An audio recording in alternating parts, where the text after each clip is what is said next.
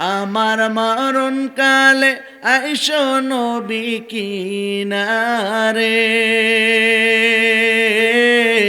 ও প্রাণের হাবিব গো, আমি নয়ন ভরে দেব শুধু তো ও মারে। কথা বলেন ঠিক রে না?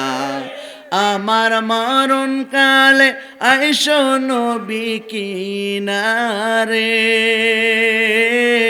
ও প্রাণের হাবিব গো, আমি নয়ন ভরে দেব শুধু তো ও মারে। আমায় যখন রাখা হবে অন্ধকার কবরে, আমায় তোমার আশিক বলে নিও আপন করে।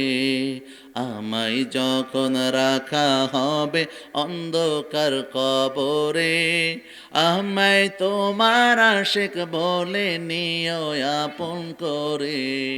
নবী তোমায় ছাড়া নাই যে গতি কবরে, নবী তোমায় ছাড়া নাই যে গতি কবরে, ও প্রাণের হাবিব গো, আমি নয়ন ভরে দেব শুধু তো ও মারে। মুনকার নাকির প্রশ্ন যখন করবে আমাকে, তখন যেন চিনি নবী আমি যে তোমারে। কথা বলেন ঠিক রে না? মুনকার নাকির প্রশ্ন যখন করবে আমারে, তখন যেন চিনি নবী আমি যে তোমারে। তোমার নূরানি চেহারা শুধু দেখব রে নবী, তোমার নূরানি চেহারা শুধু দেখব রে, ও প্রাণের হাবিব গো, আমি নয়ন ভরে দেব শুধু তো ও মারে। আমি নয়ন ভরে দেব শুধু তো ও মারে। জোরে বলেন না মারহাবা। রাসূল সাফা পাহাড়ের উপর যে মক্কার সমস্ত লোককে এক এক করে ডাকা শুরু করলেন, সবাইকে ডাকলেন এক এক করে, সবাইকে ডেকে ডেকে রাসূল সবাইকে যখন কাছে টানলেন, সবাই চলে আসছে। মক্কার এই মানুষগুলার মধ্যে রাসূলের আপন চাচা আবুল আহাব, এই আবুল আহাব আল্লাহর নবীর চাচা, এই লোকগুলার মধ্যে সমবেত হয়ে গেছে। সমবেত হয়ে যাওয়ার পর রাসূল যখন দাওয়াত দিলেন, এক এক করে রাসূল যখন দাওয়াত দিলেন, রাসূলের দাওয়াতটা এমন ছিল, মক্কার মানুষ, আমি তোমাদের কাছে এ পর্যন্ত আমার জীবনীতে কখনো মিথ্যা বলেছি কি? মক্কার মানুষ সবাই বলল, না মুহাম্মদ তুমি কখনো মিথ্যা বলো নাই। ভাইরা আমার, আল্লাহর নবী কথাটা জিজ্ঞাসা করার পর মক্কার মানুষকে বলল, বলো আমি কখনো তোমাদের কাছে মিথ্যা কথা বলছি কিনা? আপনারাই বলেন, রাসূলের জীবনীতে কোনো মিথ্যা আছে কি? জোরে বলতে হবে। রাসূলের জীবনীতে কোনো মিথ্যা নাই। রাসূল মক্কার কাফেরদেরকে ডেকে ডেকে বলে, আমার কওম জীবনে কখনো আমাকে মিথ্যা বলতে দেখো নাই। রাসূল এ কথা সিরাতের মধ্যে আসছে। রাসূল বলেন, যদি আমি অন্য কারোর কাছে বলেও ফেলতাম, তোমাদের কাছে কখনো মিথ্যা বলতাম না। জোরে একটা আওয়াজ দিয়ে বলেন আল্লাহু আকবার। রাসূল বলেন, আমি তোমাদের কাছে মিথ্যা বলতাম না। যদি আমি তোমাদেরকে বলি পাহাড়ের পিছনে তোমাদের জন্য শত্রু দ্বারা আছে, তোমরা কি আমার কথা বিশ্বাস করবা? সমস্ত কাফেররা ডাক দিয়ে বলল, মুহাম্মদ তুমি কখনো মিথ্যা বলো নাই, মিথ্যা বলতে পারো না, তোমার কথার সাথে সাথে বিশ্বাস করে নিব। আল্লাহ নবী ডাক দিয়ে কয়, ও মক্কার কাফেরের দল, আমি তাহলে তোমাদের কাছে একটা বাণী পৌঁছাই, সেটা হলো এক আল্লাহর ইবাদত করো। ইয়া কওমি ইবুদুল্লাহ, আল্লাহর ইবাদত করো, লা তুশরিক বিল্লাহ, আল্লাহর সাথে শিরক করবা না। ইন্নাশ শিরকা লাযুলুমুন আযীম, শিরক হলো জগতের সবচেয়ে বড় গুনাহ। আল্লাহ নবী কথাটা বলার পর ওই মুহূর্তে আল্লাহর নবীর চাচা আবু লাহাবের নামে একটা সূরা নাজিল হয়েছে।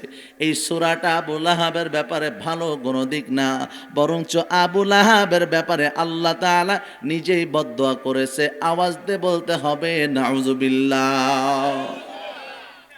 ভাইরা আমার, ও মাই গ্রামের মুসলমান গো,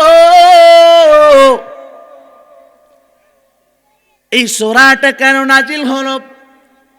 এই সূরাটার দুইটা নাম তাফসীরের কিতাবের মধ্যে আসছে। এক নাম্বার লাহাব, আবার এই সূরাটার শেষের দিকে দেখবেন মাসাদ একটা শব্দ আছে, ফি জিদিহা হাবলুম মিন মাসাদ। বলে এই সূরাটার আরেক নাম হলো মাসাদ। একটা হলো লাহাব আর একটা হলো মাসাদ। মাসাদ শব্দের অর্থ হলো খেজুরের বাকল, লাহাব শব্দের অর্থ জ্বলন্ত আগুন, উজ্জ্বল চেহারা। লাহাবকে কেন বলা হতো আবু লাহাবের আসল নাম আবু লাহাব না, কেন একে লাহাব বলা হতো? তাফসীর ইবনে কাসিরের মধ্যে আসছে, বলে চেহারাটা এত সুন্দর ছিল, আর চেহারা সুন্দর হলে আল্লাহর কাছে কবুল হয় না। আওয়াজ দিয়ে বলতে হবে ঠিক কি না? চেহারা শুধু সুন্দর হলে আল্লাহর কাছে কবুল হয় না। আল্লাহর কাছে চেহারার কোনো দাম নাই। ফি আইয়ি সূরাতিন মা শাআ রাক্কাবাক। জোরে বলেন আল্লাহু আকবার। আল্লাহ বলেন আমার কাছে যাকে যেমন মনে হয়েছে সেভাবে আমি সৃষ্টি করেছি। অনেক সময় অনেকে চিন্তা করে আমার চেহারাটা কালো, আমার চেহারাটা এমন, আমার চেহারাটা এমন, অমুকের মতো হলো না। আরে পাগলের দল, তুমি এই কথা চিন্তা করো কার চোখে তোমাকে ভালো লাগলো না লাগলো এটা কোনো ম্যাটার না। তুমি এটা চিন্তা করবা তোমার আল্লাহর চোখে ভালো লাগছে, অন্য কারোর চোখে ভালো লাগলো কিনা এটা আমার দেখার বিষয় না। আওয়াজ দিয়ে বলেন ঠিক কিনা? রাসূল যখন এই দাওয়াতটা পৌঁছানোর পর আবু লাহাব সাথে সাথে মক্কার ভিতরে কিছু বালু আর পাথর হাতের মধ্যে নিয়ে নেয়। হাতের মধ্যে পাথরগুলো নিয়ে আল্লাহ রাসূলের চেহারার মধ্যে ছুঁড়ে মারে। নাউজুবিল্লাহ বলেন, আরো জোরে আওয়াজ দিয়ে বলেন নাউজুবিল্লাহ।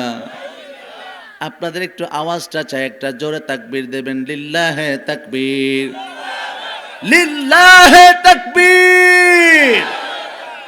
অনেকে যারা দূরে আছে চিন্তা করতেছে লোক আছে কি না আছে, প্যান্ডেল এত ছোট, তো আওয়াজ দিয়ে আমরা একটু শোনায় দিই আমরা এখানে আসি না নাই। কথা কন ঠিক না? একটু সামনে আগায় চলে আসবেন। লা ইলাহা ইল্লাল্লাহ। আগে আসেন, সামনে আগে আসেন। যারা দ্বীনের মহাব্বতে যারা এক হাত অগ্রসর হয়, আল্লাহ বলেন আমার রহমত ওই বান্দার দিকে 3 হাত আগায় যায়। জোরে কোন সুবহানাল্লাহ। এ মুসলমান ইমানদার,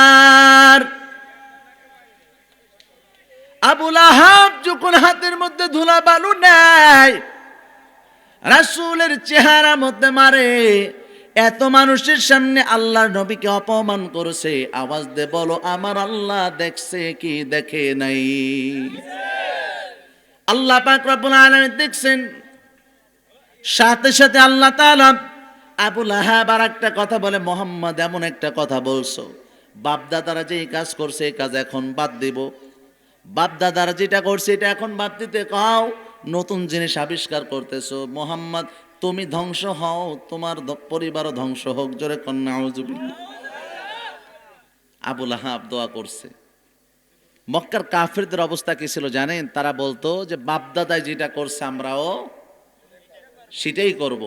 এখনো দেখবেন অনেক সময় যদি কোনো বিষয় আলেম ওলামা ইকরামগণ বলে এটা করো না, এটা সঠিক, এটা বেঠিক, তখন কিছু শ্রেণীর মানুষ আছে এই কথা বলে, আরে বাপ দাদার 14 পুরুষ করে আসছে, নতুন নতুন ফতোয়ার মশলা পাইছো। কথা কন ঠিক কি ঠিক না?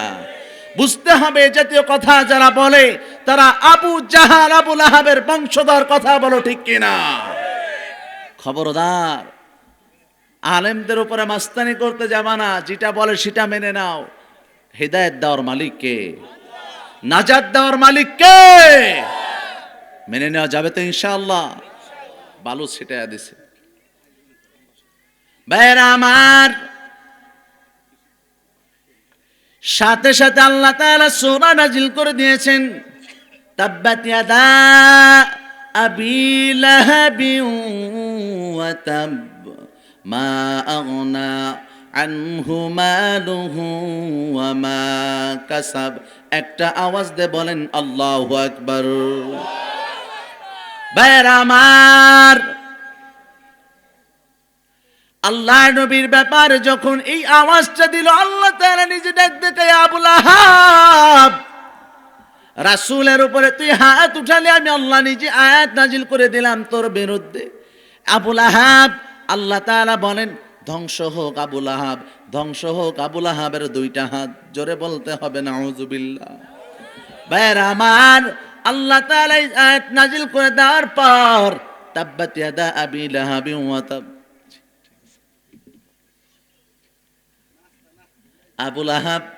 আবু লাহাবের ধ্বংসের ব্যাপার আল্লাহ তাআলা নিজেই বললেন। এর পরবর্তীতে আল্লাহ তাআলা বলেন মা আগনা আনহু মালুহু ওয়া মা কাসাব, ধ্বংস হোক আবু লাহাবের মাল সম্পদ, এগুলো আবু লাহাবের কোনো কাজে আসবে না। কেন? আল্লাহ তাআলা আবু লাহাবের সম্পদ আর সন্তানের কথা বললেন। মুসলমান ইমানদার, আমার দিকে খেয়াল করবেন, আল্লাহ পাক রব্বুল আলামিন কেন আবু লাহাবের সম্পদের কথা বলছে? কারণ একটাই, আপনাদের কাছে প্রশ্ন করব, আবু লাহাবের কথা বলার পর আল্লাহ তাআলা কেন সম্পদের কথা বললেন? কারণ আছে না নাই? এই আওয়াজ নিয়ে ময়দানে টেকা যাবে? যাবে? একটু আওয়াজটা বের করবেন, নারায়ে তাকবীর। এই আওয়াজটা একটু রেখেন। শুধু আমাকে একা কষ্ট দেবেন কে? আপনারা একটু কষ্ট করেন দ্বীনের জন্য। আল্লাহ তাআলা আপনাদের আওয়াজটাকে নেকের পাল্লায় ওজন দিয়ে আপনাদেরকে জান্নাতি বানায় দিবেন। এই জায়গায় সুবহানাল্লাহ বলতে এই কি লোকাল? জোরে বলতে হবে সুবহানাল্লাহ। ভাইরা আমার, আবু লাহাব আল্লাহর নবীকে ডাক দেখায়, ও মুহাম্মদ, কিয়ামতের কথা বলছো, ওইটা যদি সত্য হয়, বলছে কি যদি সত্য হয়, তাইলে আমার যত সম্পদ আছে এটা তোমার আল্লাহরে ঘুষ দিয়ে দেব। বাড়ি যেয়ে নাউজুবিল্লাহ বললেন, চোরে বলেন, নাস্তার পরে নাউজুবিল্লাহ বললেন। ভাইরা আমার, আবু লাহাব বলে, মুহাম্মদ, তোমার আল্লাহকে আমার সম্পদ আর সন্তানগুলোকে উপঢৌকন দিয়ে দিব, ঘুষ দিব। এত বড় কথা বলছে, বলার পর তাফসীর খুললে সহজে দেখবেন, আল্লাহ নবীকে যখন এই কথাগুলো সে প্রথমে বলছে ধ্বংসের ব্যাপার, আল্লাহ নিজে ধ্বংসের ব্যাপারে আয়াত নাজিল করছেন। এরপরে আল্লাহ পাক রব্বুল আলামিন ডাক দিয়ে কয়, সায়াসলা নারান যাতা লাহাব, অচিরেই খুব দ্রুত এমন দেখা যাবে আবু লাহাব আগুনের মধ্যে, আগুনের শিখায় জ্বলবে। এরপর আল্লাহ তাআলা বলেন, ওয়ামরাআতুহু হাম্মালাতাল হাতাব, ওয়ামরাআতুহু, ইমরাতুন থেকে আমরাআতু। আল্লাহ তাআলা কেন বললেন? তার স্ত্রীর কথা কেন বললেন? তার স্ত্রীও সেও জাহান্নামের মধ্যে দাখিল হবে, যে রাসূলকে কষ্ট দেওয়ার জন্য বিভিন্ন ইন্ধন বহন করত। আল্লাহর নবীর ব্যাপারে এই উম্মে জামিল এমন একজন মানুষ ছিল, এমন একজন নারী, এক চোখ কানা উম্মে জামিল মক্কার নারীদের সর্দার ছিল। এই নারীটা আল্লাহর নবীকে এমন এমন কষ্ট দিচ্ছে, কত কষ্ট জানেননি? আল্লাহর নবী সিজদার মধ্যে পড়ে আছে, আল্লাহর সঙ্গে কথা হয়, সিজদার মধ্যে আল্লাহর সঙ্গে কথা হয়, সিজদার মধ্যে রাসূল পড়ে আছে। এই নষ্ট মহিলা উটের মরা, উটের নাড়ি ভুড়ি, পচা নাড়ি ভুড়ি আল্লাহ রাসূলের কাঁধের উপর উঠায় দিয়েছে। জোরে আওয়াজ দিয়ে বলেন না নাউযুবিল্লাহ। ভাইরা আমার, উম্মে জামিল আল্লাহ নবীর কাছে একটা সময় কিছুদিনের জন্য ওহী বন্ধ হয়ে যাওয়ার পর, কিছুদিনের জন্য ওহী বন্ধ হয়ে গেল। কোন রায়তে বলা হয়েছে 2 দিন কি 1 দিনের জন্য, আবার কোন রায়তে লম্বা সময় 15 দিনের মতো, কোন রায়তে কম বেশের কথা বলা হয়েছে। কারণটা কি? কারণ একটাই, আল্লাহ নবী রাতের বেলায় তাহাজ্জুদের নামাজ পড়তে কিছুটা বিলম্ব করছে। 2 দিন বা 1 দিন তাহাজ্জুদের নামাজ ছুটে গেছে। তাফসির খুলে দেখবেন সূরা দোহা, তাফসির ইবনে কাসিরের মধ্যে পেয়ে যাবেন আল্লাহ নবী তাহাজ্জুদের নামাজ পড়তে বিলম্ব করার কারণে, না পড়ার কারণে, ছুটে যাওয়ার কারণে আল্লাহ তাআলা রাসূলের উপরে ওহী বন্ধ করে দিয়েছে। এই সময় ওহী বন্ধ হয়ে যাওয়ার পর আসমানের কোনো খবর যখন না আসে, আপনারাই বলেন ভালোবাসার কোনো মানুষের সাথে যদি কারোর কথা বন্ধ হয়ে যায়, তার ভিতরে ব্যথা লাগবে কি লাগবে না? রাসূলের সবচেয়ে ভালোবাসার জায়গা কোথায়? কে কে আওয়াজ দিয়ে বলেন কে?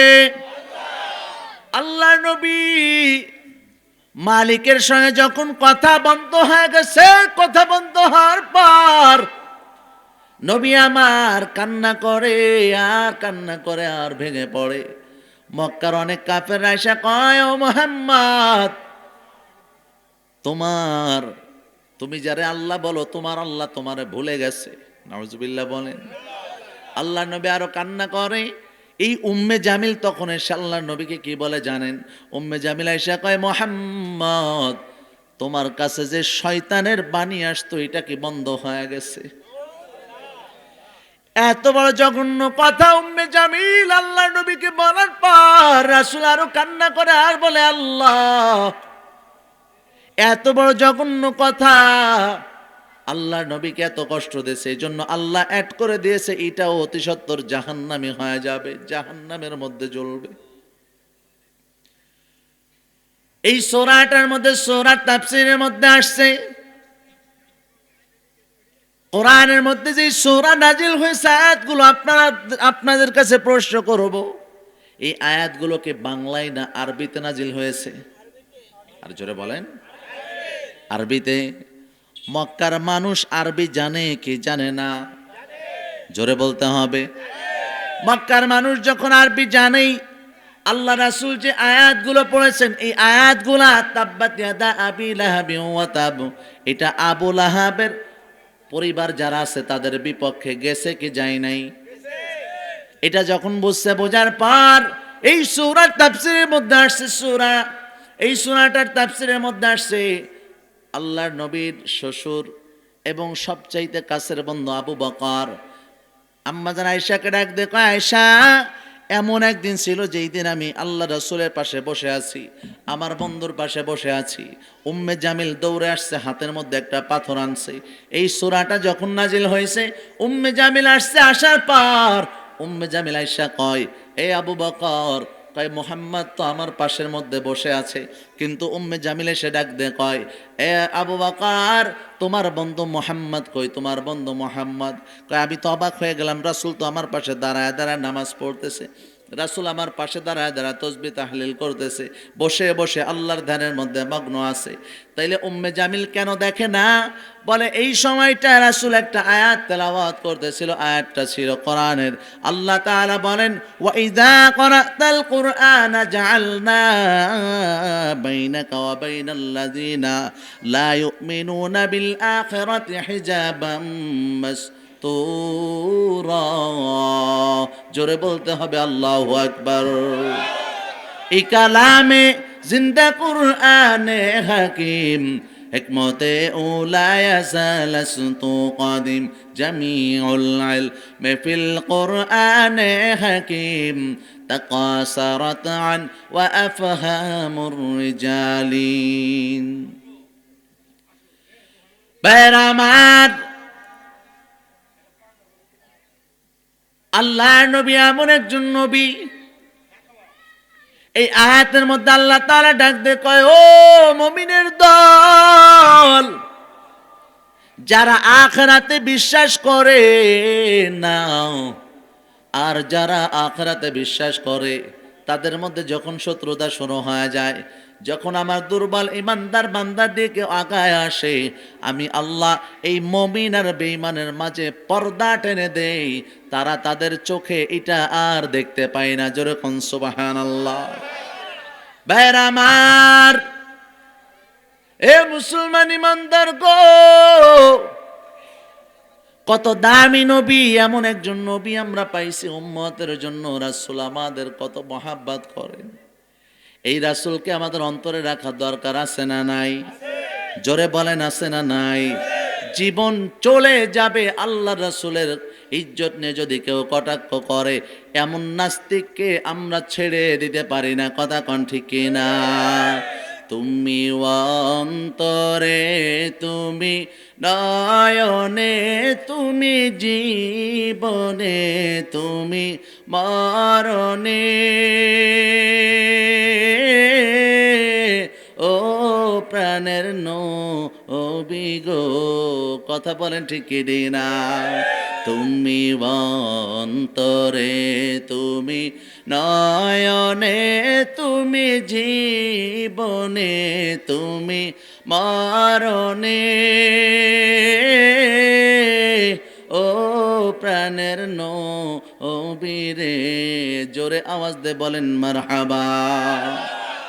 ভাইরা আমার, এ মুসলমান ইমানদার ও নবীর উম্মত, আল্লাহ নবীকে মহাব্বত করছে সাহাবা ইকরাম, কত মহাব্বত, কত মায়া। আল্লাহ পাক রব্বুল আলামিন নিজে ডাকতে কয়, লাকাদ কানা লাকুম ফি রাসূলিল্লাহি উসওয়াতুন হাসানাহ। দুনিয়ার মধ্যে তোমরা যাকে আদর্শবান মানো না কেন, রাসূলের চাইতে শ্রেষ্ঠ আদর্শবান আর দুনিয়ার মধ্যে কেউ নাই।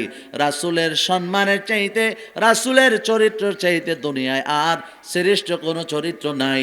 এজন্য তোমরা চরিত্রবান যদি হতে চাও, কোনো খেলোয়াড়কে তোমাদের আইডল বানাবা না, কোনো নায়ক নায়িকাকে তোমাদের আইডল বানাবা না। ও পর্দালের মাগো, অনেক সময় বিভিন্ন সিরিয়াল দেখার পর, বিভিন্ন সিনেমা দেখার পর নিজেদেরকে নায়ক নায়িকাদের সাথে মেলানোর চেষ্টা করে। চুলটার মধ্যে কাটিংটা এমন দেয়, বিভিন্ন সময় বিভিন্নভাবে আল্লাহ রাসূলের সুন্নাতের খেলাফ যায় বিভিন্ন কাজ করে ফেলো, অথচ এদের ব্যাপারে কোনো সার্টিফিকেট নাই। অথচ আল্লাহ নিজে কোরআনের মধ্যে বলেন, লাকাদ কানা লাকুম ফি রাসূলিল্লাহি উসওয়াতুন হাসানাহ। আমার নবীর আদর্শ এত সুন্দর, এত দামি আদর্শ, এটা আর পৃথিবীর অন্য কারো নাই। একটা আওয়াজ দে বলেন না আল্লাহু আকবার। এ ভাইরা আমার, আপনি রাসূলের আদর্শ বাহিরে চলতেছেন, আপনি যদি একটা বার চিন্তা করেন কিয়ামতের ময়দানে আপনার চেহারা দেখে যদি রাসূল না চিনে, রাসূল যে আপনাকে চিনবে, চেনার জন্য সর্বপ্রথম যে আলামত মুখের দাড়ি। কথা বলেন ঠিক কি না? ও মুসলমান ইমানদার গো, দিলটা লাগায় শুনবা, রাসূল যদি আমাদেরকে ময়দানে মাহশারে হাউজে কাউসারে পানি পান না করায়, একদল উম্মত আসবে যাদের ব্যাপারে ফেরেশতারা কালো পর্দা টেনে দেবে, কালো পর্দা টেনে দেবে। না জানি ওই দলের মধ্যে আমরা পড়ে যাই কিনা, না জানি ওই দলের মধ্যে আমরা পড়ি কিনা। একটা বার চিন্তা করে দেখবেন, রাসূলকে সাহাবা ইকরাম যে মহব্বত করেছেন, আল্লাহর নবী সাহাবী উমর কত মহব্বত করছে গো। রাসূলের যখন হায়াত শেষ হয়ে গেছে, ওফাত, রাসূল যখন ওফাত হয়ে গেছে, রাসূলের যখন ইন্তেকাল হয়ে গেছে, ওমর তরবারিটা বের করে ফেলছে, মাজার মধ্য থেকে টান দিয়ে তরবারিটা বের করছে, ডাক দিয়ে বলে, কেউ একটা আওয়াজ দিবি না, আমার রাসূল ইন্তেকাল করছে। এই কথা যে বলবে তার কল্লাটা ফালায় দেব, আমি ওমর কল্লাটা ফালায় দেব। রাসূলের মৃত্যুর কথা আমার কানে যেন আওয়াজ না আসে, এ আমি ওমর বলতেছি শোন। যে ওমর রাসূলের কল্লা নেওয়ার জন্য গেছে, ওই ওমর এখন রাসূলের মৃত্যুর কথা সহ্য করতে পারে না। জোরে কন্যা আল্লাহু আকবার। ডাক দে কয়, এই রাসূলের মৃত্যুর ব্যাপারে কেউ বলবি না, আমি তোদেরকে বলতেছি শোন কি হয়েছে। হযরতে মূসা যেমন আল্লাহ বলা হয়, আবু বকর যদি এই জায়গায় উপস্থিত থাকতো কলিজা ফেটে মরে যাইতো। কারণ আবু বকর, আমাকে তোমরা বিদায় দিয়ে দাও, মদিনার জমিনে আমি বিলাল আর থাকবো না। ডাক দে কয় উমর, আবু বকর ডাক দে কয় বিলাল, কেন থাকবা না, তোমার কিসের অভাব?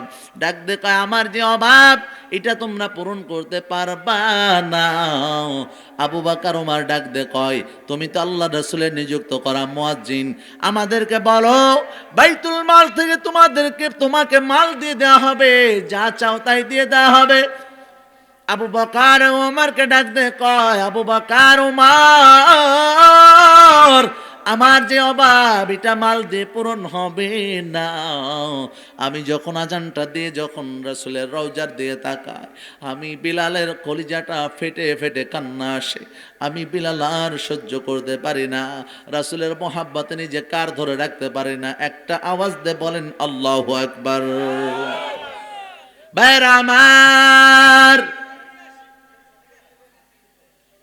বিলাল যখন এই কথা বলছে, বলার পর আবু বকর ওমর ডাক দিয়ে কয়, ও বিলাল, রাসূলকে কি শুধু তুমি মহাব্বত করো, আমরা কি মহাব্বত করি না? কয় হ্যাঁ, তোমরা মহাব্বত করো, তবে আমার মহাব্বতটা এমন, আমার মহাব্বতটা কেমন আমি নিজেও বলতে পারবো না। তবে রাসূলের রওজা মোবারকের দিয়ে যখন তাকাই, তোমরা নিজেদেরকে ধরে রাখতে পারো, আমি বিলাল আমার নিজেকে ধরে রাখতে পারি না। জোরে কোন সুবহানাল্লাহ। আমার মরণ কালে আইসো নবী কিনারে, ও প্রাণের হাবিব গো, আমি নয়ন ভরে দেব শুধু তো ও মারে। কথা বলেন ঠিক রে না? আমার মরণ কালে আইসো নবী কিনারে, ও প্রাণের হাবিব গো, আমি নয়ন ভরে দেব শুধু তো ও মারে। আমায় যখন রাখা হবে অন্ধকার কবরে, আমায় তোমার আশিক বলে নিও আপন করে। আমায় যখন রাখা হবে অন্ধকার কবরে, আমায় তোমার আশিক বলে নিও আপন করে। নবী তোমায় ছাড়া নাই যে গতি কবরে, নবী তোমায় ছাড়া নাই যে গতি কবরে,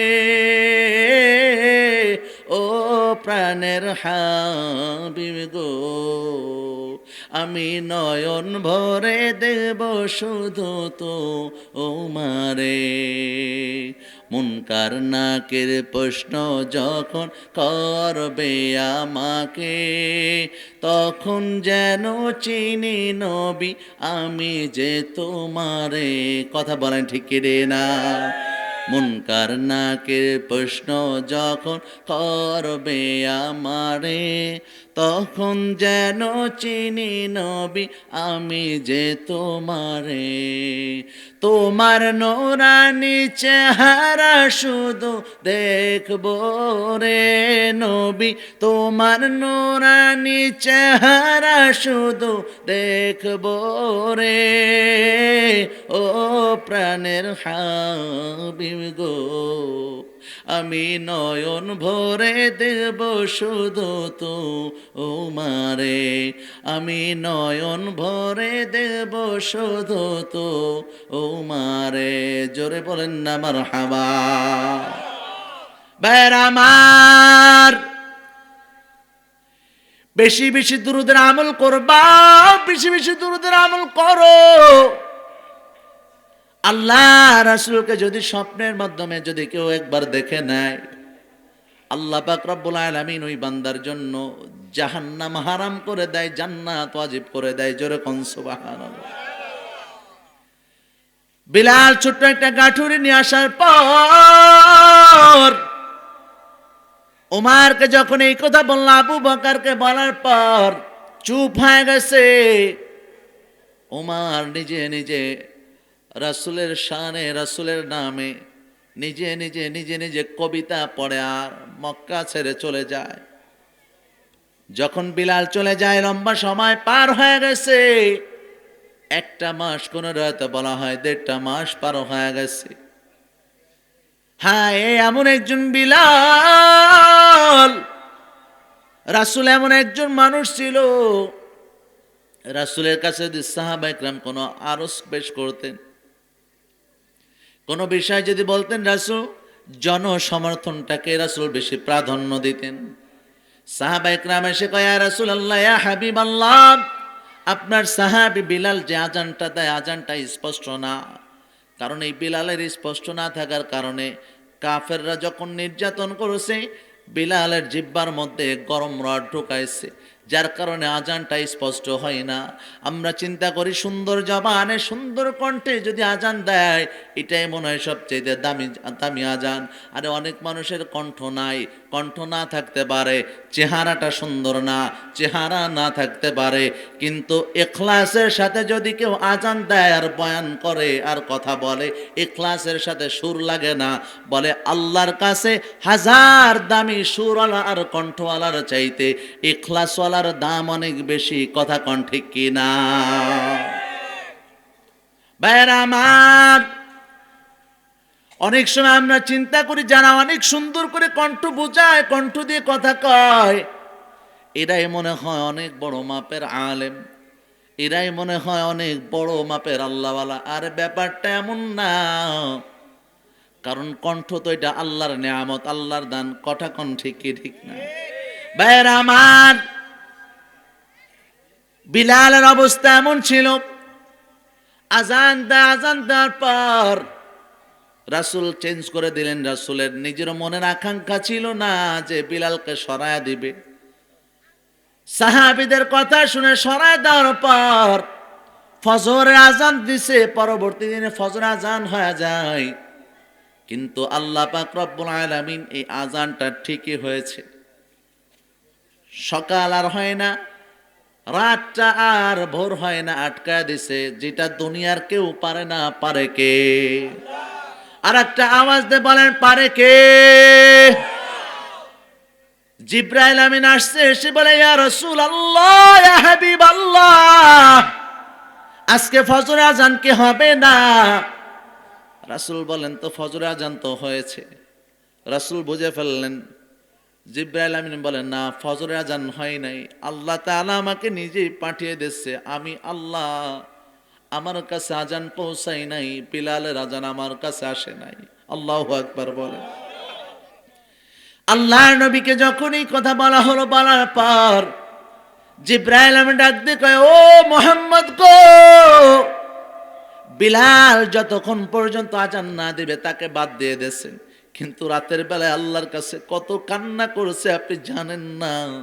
বিলালের কান্না আর বিলালের মহাব্বত, বিলালের মায়া আর ভালোবাসার ডাক, কান্না, এমন কান্না যেটা একমাত্র দেখেছে কে? তার এই কান্না আল্লাহ কবুল করছে। এই জন্য আল্লাহ নিজেই বলছে, বিলাল যদি আজকে আজান না দেয়, আল্লাহর আরশে যদি না পৌঁছায়, সুবহে সাদিক হবে না। বিলাল আল্লাহকে যেভাবে ডাকছে, আল্লাহর সাথে যেভাবে কথা বলছে, আমি আপনি ওইভাবে বলতে পারি কি? পারি না। আলী রাদিয়াল্লাহু তাআলা আনহু বলেন, কয়, আরে আমি এমন আল্লাহর গোলামি করি, আমি তো ওই আল্লাহর গোলামি করি না যেই আল্লাহকে আমি দেখি না। কয়, তাইলে কি করেন? কয়, আমি তো যখন নামাজের মধ্যে দাঁড়ায় যাই, আলী কয়, সরাসরি আমার আল্লাহকে আমি নিজে দেখতে পাই। জোরে কোন সুবহানাল্লাহ।